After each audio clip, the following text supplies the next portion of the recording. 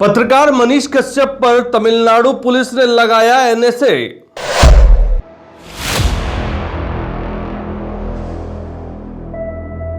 क्या अब कभी नहीं छूट पाएंगे मनीष कश्यप?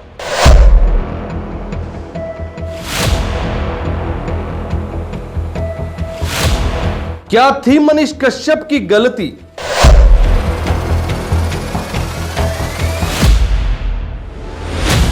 अगर एनएसए के तहत सजा हुई तो कितने साल रहना होगा जेल में?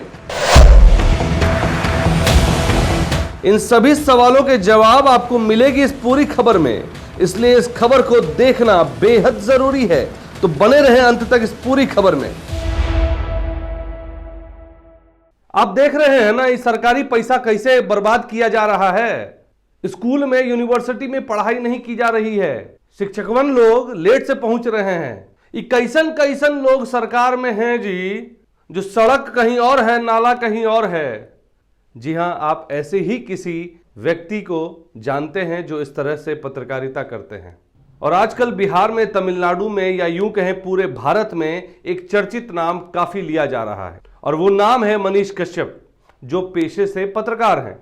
और वो आजकल काफी सुर्खियों में है, कारण बिहार के मजदूरों का तमिलनाडु में पीटे जाने की खबर को लेकर वो पुलिस की गिरफ्त में है। और जैसा कि पुलिस ने रिपोर्ट में सबमिट किया है और कहा है कि उन्होंने फर्जी वीडियो बनाकर मामले को बढ़ा चढ़ाकर दिखाया, जबकि वास्तव में ऐसा कुछ भी नहीं था। और इन्हीं कारणों से उनके ऊपर मुकदमे दर्ज हुए। तमिलनाडु पुलिस ने भी उन पर कई सारे मुकदमे दर्ज किए। अब यह पता चल रहा है कि उन पर रासुका यानी एनएसए के तहत मुकदमा दर्ज कर लिया गया है। और अब यह मामला तमिलनाडु के मदुरई न्यायालय के संज्ञान में है, इसलिए हम उस पर कोई भी टिप्पणी नहीं करना चाहते, क्योंकि पुलिस अपना काम कर रही है, कानून अपना काम करेगी। और मुझे लगता है कि सभी लोगों को कानून के ऊपर भरोसा है और वो होना भी चाहिए। लेकिन इस पूरे प्रकरण में जो मुद्दा केंद्र में था, उस पर आज तक किसी तथाकथित मीडिया ने ना तो सवाल खड़े किए, ना ही इस पर किसी ने भी ध्यान दिया। और यह मुद्दा था बिहारियों को दूसरे राज्यों में पीटे जाने को लेकर। और यह अमूमन आम बात हो गई है। कई बार आपने भी सुना होगा कि महाराष्ट्र में, दिल्ली में, बंगाल में, तमिलनाडु में भाषाई आधार पर बिहारियों को काफी बेइज्जती झेलनी पड़ती है। और इस पर भी अभी तक किसी भी सरकार ने ना कोई टिप्पणी की है, ना ही इस ओर कोई पहल। आज जो खबर हम आपको दिखाने जा रहे हैं, उसमें परत दर परत हम आपको पहले तो ये बताएंगे कि एनएसए क्या है और मनीष कश्यप पर ये धाराएं क्यों लगाई गई हैं। साथ ही हम बिहारियों पर हो रहे अपने ही देश में अत्याचार को लेकर बिहार की सरकार और तमिलनाडु की सरकार दोनों से ही एक सवाल करेंगे। नमस्कार, मैं हूं कुमार अभिषेक और आप देख रहे हैं BMW न्यूज, और हम दिखाते हैं सच। तो आइए सबसे पहले बात करते हैं एनएसए क्या है, जिसे आप नेशनल सिक्योरिटी एक्ट या राष्ट्रीय सुरक्षा कानून रासुका के नाम से जानते हैं। यह एक ऐसा कानून है जिसके तहत किसी खास खतरे के चलते व्यक्ति को हिरासत में लिया जा सकता है। अगर प्रशासन को लगता है कि किसी शख्स की वजह से देश की सुरक्षा और सद्भाव को खतरा हो सकता है, तो ऐसा होने से पहले ही उस शख्स को एनएसए के तहत हिरासत में ले लिया जाता है। और इसी कारण से मनीष कश्यप की मुश्किलें थोड़ी बढ़ती हुई नजर आ रही हैं। मगर एक चीज जो मार्क करने वाली बात है, जैसा कि पुलिस वालों ने एफआईआर में लिखा है कि जिस मोबाइल से वो फर्जी वीडियो पोस्ट हुई है, वो मोबाइल का अभी तक कोई अता पता नहीं है। और वो मोबाइल ना तो किसी को मिला है, ना ही उसकी बरामदगी हुई है। तो अगर ये बरामदगी नहीं होती है तो उम्मीद है कि मनीष कश्यप जल्द ही जनता के बीच होंगे, क्योंकि ये साबित नहीं हो पाएगा कि कौन से फोन से वीडियो अपलोड हुआ, ये मोबाइल मनीष कश्यप का था या नहीं। ये बातें अगर कोर्ट में साबित नहीं होंगी तो मनीष कश्यप जल्द ही जनता के बीच होंगे। चूंकि बिहार पुलिस और तमिलनाडु पुलिस ने मनीष कश्यप के बनाए हुए वीडियो को फर्जी बताया, और इसके साथ साथ दोनों ही राज्यों के पुलिस ने अपने दस्तावेज या दलीलें जो पेश की हैं, उनके इस वीडियो की वजह से तमिलनाडु जैसे जगह पर बिहारियों के साथ और अत्याचार बढ़ गए। और मनीष कश्यप की वजह से दोनों राज्यों के बीच आपसी सद्भाव में कड़वाहट आई और लोग बिहारियों के ऊपर उग्र हो गए, जिसकी वजह से दोनों राज्यों का माहौल खराब हुआ। और इसी वजह से उन पर राष्ट्रीय सुरक्षा कानून रासुका यानी कि एनएसए के तहत उन पर एफआईआर दर्ज हुई। और अब मामला मदुरई कोर्ट के संज्ञान में है। क्या गलत है, क्या सही, यह मामला अब कोर्ट में है, इस पर हम कोई टिप्पणी नहीं कर रहे हैं। लेकिन इस पूरे प्रकरण में जो मुद्दे केंद्र बिंदु में थे, बिहारियों की सुरक्षा को लेकर, उस पर किसी ने ध्यान नहीं दिया। शायद आपने भी नहीं दिया होगा, क्योंकि हमेशा से दूसरे राज्यों में बिहारियों के साथ गलत व्यवहार किया जाता है, और वो भी सिर्फ भाषाई बदलाव की वजह से। और यही वजह है कि हम इसे एक आम बात मान लेते हैं, और यह भी कोई नई बात नहीं है। हमने कई बार सुना कि महाराष्ट्र में, दिल्ली में, बंगाल में और अब तमिलनाडु में भाषाई भेदभाव के कारण बिहारियों के साथ दुर्व्यवहार किया जाता है। आप सभी जानते हैं कि भारत एक स्वतंत्र राष्ट्र है, जहां के लोगों को फंडामेंटल राइट्स है, जो अधिकार भारत का कानून हम सभी लोगों को देता है कि हम अपने राज्य या भारत के किसी दूसरे राज्य में जाकर मेहनत मजदूरी कर कमा सकते हैं। ऐसे में यह कहीं भी गलत नहीं है। तो फिर बिहारियों को दूसरे राज्य में क्यों पीटा जाता है, क्यों उनके साथ दुर्व्यवहार होता है, क्यों उन्हें अलग समझा जाता है? और जब इस बात का हमने पता किया तो हमें मालूम हुआ कि चूंकि बिहारी मजदूर सस्ते मजदूरी पर काम करने को राजी हो जाते हैं, तो ऐसे में जिस भी राज्य में ये काम करते हैं उन राज्यों को लोगों को मजदूरी नहीं मिल पाती, जिसकी वजह है कि लोग बिहारियों के साथ मारपीट करना शुरू कर देते हैं। और यह भी जानना जरूरी है कि आखिर क्यों बिहारी लोग कम मजदूरी में श्रम करने को विवश हैं। क्योंकि उन्हें अपने राज्य में काम नहीं मिलता, रोजगार नहीं मिलता, तो वो दूसरे राज्यों में काम की तलाश में जाते हैं। और ये बात पूरी तरह से सच है। बिहारी मजदूर काफी मेहनत और कर्मठ भी होते हैं, इसलिए कोई भी काम उन्हें छोटा नहीं लगता। बिहारी मजदूर को पीटे जाने की बात की पुष्टि करते हुए राजनीतिक रणनीतिकार प्रशांत किशोर ने भी खुले मन से कहा कि उन्होंने भी बिहारियों के पीटे जाने की वीडियो अपने ट्विटर हैंडल से साझा की है, और उन्होंने पुलिस को चैलेंज किया है कि आए और है हिम्मत तो उन्हें गिरफ्तार करके दिखाएं। जो इस खबर के डिस्क्रिप्शन में उनके ट्वीट का लिंक हम आपसे साझा कर रहे हैं। बावजूद इसके उन पर कोई भी कार्रवाई नहीं होती, तो इसका मतलब कहीं ना कहीं तमिलनाडु में बिहारियों के पीटे जाने की खबर पर मुहर लगती हुई नजर आती है। तमिलनाडु की घटना को लेकर मैंने 3 ट्वीट किए, वीडियो सामने है। जिन लोगों ने उस विषय का इस्तेमाल करके फेक वीडियो डाला, गलत दुष्प्रचार किया, उन पर कानून के हिसाब से कार्रवाई होनी चाहिए। लेकिन तमिलनाडु में घटना हुई है, उसका प्रमाण तो मैंने डाला हुआ है ट्विटर पे। और दोनों सरकारों को, जो लोग भी कह रहे हैं कि ऐसा कुछ हुआ ही नहीं, उनको खुली चुनौती भी दे रखी है कि हमने तो फिर अपना वीडियो हटाया नहीं है, कि अगर आपको लगता है कि यह गलत वीडियो है तो हम पर आप केस कर दीजिए। बल्कि परिणाम उल्टा हुआ है। जो 2 वीडियो मैंने डाले हैं, एक ट्रेन वाली घटना का जो वीडियो है उस पर केस हुआ है, वो आदमी अरेस्ट हुआ है, और दूसरा वो वहां के जो एनटीके के लीडर हैं उनको भी मेरे ट्वीट के बाद उन पर केस हुआ है, उन पर भी कार्रवाई हो रही है।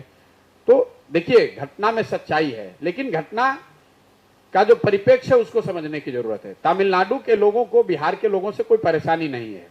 परेशानी ये है, बिहार में हम लोग को ये समझना चाहिए कि ये घटनाएं क्यों हो रही हैं। घटनाएं इसलिए हो रही हैं कि तमिलनाडु, केरल जैसे राज्यों में दैनिक मजदूरी 600 से 700 रुपए हो गई है।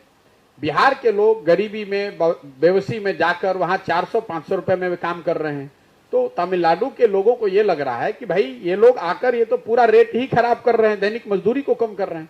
तो मजदूरी समस्या नहीं है, मजदूरी की दर समस्या है। वहीं दूसरी ओर कटिहार में प्रेस वार्ता के दौरान जन अधिकार पार्टी के राष्ट्रीय अध्यक्ष पप्पू यादव ने भी इस बात पर मुहर लगाई कि उन्होंने भी बिहारी मजदूर जो तमिलनाडु में पीटे गए, उनके परिवार को उन्होंने वहां जाकर 50-50 हजार से मदद की। और ये बातें उनकी पूरी प्रेस में, मीडिया में है।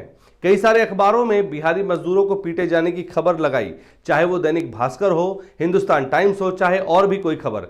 अगर आप मार्च की कुछ खबरों को पलटेंगे तो आपको पता चलेगा कि उन लोगों ने प्राथमिकता से इस खबर को छापा है।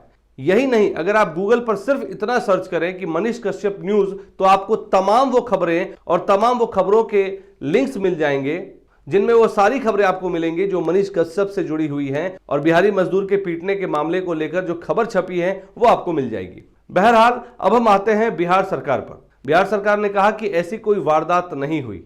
चलिए मान भी लेते हैं, लेकिन पिछले कुछ सालों में बिहारियों के ऊपर अत्याचार या मारपीट के मामले को लेकर सरकार ने उनकी सुरक्षा को लेकर क्या कुछ किया, इस पर कोई क्यों कुछ नहीं बोलता, ना कोई छापता है, ना ही कोई पब्लिक डोमेन में कोई बात आती है। हम ये कैसे मान लें कि बिहार सरकार बिहारी मजदूरों के लिए कितनी सजग है और उन्होंने उनकी सुरक्षा के लिए क्या इंतजाम किए, इसको लेकर भी कोई कुछ भी बोलने को तैयार नहीं। सब एक दूसरे पर सिर्फ दोषारोपण की राजनीति करते हैं। वहीं हम तमिलनाडु सरकार से भी पूछना चाहते हैं कि आपके राज्य में बिहारी मजदूर के ऊपर हो रहे अत्याचार को लेकर तब से लेकर अब तक क्या कदम उठाए गए? क्यों नहीं सामने आकर खुलकर आप ये बात बताते हैं कि कम से कम आपने कौन कौन से कदम उठाए हैं उन्हें तो आप लोगों के बीच रखें, और खास करके उनके सामने जिनके परिवार वाले उनसे कोसों दूर है, उन्हें यकीन कैसे दिलाएंगे कि उनके साथ कुछ भी गलत नहीं हो रहा। सरकारें बिहारी मजदूरों की सुरक्षा के लिए काम कर रही है या नहीं, ये तो बताना बनता है, मगर कोई कुछ भी बोलने को तैयार ही नहीं। तो ऐसे में क्या माने? सिर्फ लोगों को पकड़कर उन पर मुकदमा दायर करने से कुछ नहीं होता। मनीष कश्यप की एक फर्जी खबर ने अगर सौहार्द को बिगाड़ा तो राज्य की सरकारें, उसकी इंटेलिजेंस क्या कर रही थी, यह भी सवाल उठता है। क्योंकि अगर यह मान लें कि मनीष कश्यप की फर्जी वीडियो से हमारे देश का सौहार्द बिगड़ता, तो इसका मतलब राज्य सरकार इन जैसे लोगों को रोकने में असमर्थ है। और शायद यही वजह है कि बिहार शरीफ में जिस तरह से दंगे भड़के, क्या सरकार के ऊपर एनएसए लग सकता है? क्योंकि राज्य की सारी जनता की जवाबदेही राज्य के मुखिया यानी कि राज्य के मुख्यमंत्री की होती है। तो क्या हम मान लें कि नीतीश कुमार जी सत्ता संभालने के काबिल नहीं रहे? सवाल तो कई सारे हैं, क्योंकि अगर एक फर्जी वीडियो से सौहार्द बिगड़ता है तो इसका मतलब है कि सत्ता में रहने वाले लोग अपने राज्य की जनता की सुरक्षा के लिए कुछ नहीं कर रहे। लेकिन वोट मांगने ये जरूर जनता के बीच जाएंगे। जनता मरे या जिए, इन्हें कोई मतलब नहीं। सबसे जरूरी बात यह है कि अगर राष्ट्र की सुरक्षा को लेकर एक व्यक्ति जिम्मेदार होता है, उसी प्रकार से पूरे राज्य के लोग दूसरे राज्यों में जाते हैं काम करने के लिए, और उनके साथ हो रहे दुर्व्यवहार, अत्याचार होता है, तो क्या सरकार उसके लिए जिम्मेदार नहीं है? बिहार के मजदूरों के साथ दूसरे राज्य में अत्याचार हो रहा है और सरकारें चुप हैं, तो क्या उन पर राष्ट्रीय सुरक्षा कानून नहीं लगना चाहिए? ये सवाल हम अपने दर्शकों के बीच छोड़े जा रहे हैं।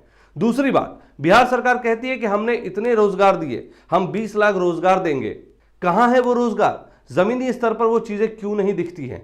और अगर आपने रोजगार दिया है तो इतने सारे मजदूर क्यों विवश हैं दूसरे राज्य में जाकर मेहनत मजदूरी करने के लिए? कौन सा आपने ऐसा इंडस्ट्री लगा दिया जहां पर लोगों को रोजगार मिला? हम मानते हैं कि आपने अभी इथेनॉल फैक्ट्री का उद्घाटन किया, हमने माना कि आपने अच्छी सड़कें बनाई, लेकिन जब बिहारी मजदूरों की सुरक्षा की बात आती है, उस पर आपने क्या कुछ किया है, इस बारे में कोई कुछ भी नहीं बोलता। सब एक दूसरे पर लांछन लगाते हैं। मगर सच मायनों में अगर कोई पिसता है इन लोगों के बीच, तो वो है बिहार का मजदूर। और ये वो मजदूर हैं जिनके पास नेता लोग चुनाव के दौरान हाथ जोड़कर, मत्था टेककर, पैर पकड़कर वोट की गुहार लगाते हैं। फिर वही चुनाव हो जाता है, इन मजदूरों को सब लोग भूल जाते हैं। हमारा सुझाव है कि राज्यों की सरकार को चाहिए कि जो लोग बिहार से बाहर जाकर काम करते हैं, उनकी सुरक्षा के पुख्ते इंतजाम किए जाएं। अगर उनके साथ दूसरे राज्यों में किसी भी तरह का दुर्व्यवहार होता है, तो एक कानून बनाया जाए जिसमें कि वहां की सरकार, वहां के अधिकारी, वहां के राजनेताओं को भी कानूनी दांवपेच का सामना करना पड़े।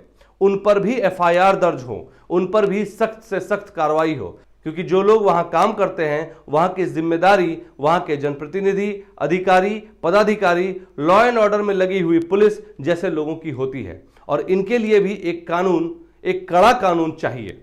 जो ऐसे मामलों से निपटने में सक्षम नहीं होते हैं, तो उन पर भी कानूनी कार्रवाई होनी चाहिए, ताकि आज मनीष कश्यप जैसे लोग अगर रासुका के अंदर आते हैं, तो वैसे लोग जिनके ऊपर जिम्मेदारी थोपी गई है, वैसे लोगों के ऊपर भी अगर सख्ती होती है, तो आगे वो भविष्य में भी लोगों की सुरक्षा की पूर्णतः जिम्मेदारी लेते हुए सही तरीके से काम करेंगे।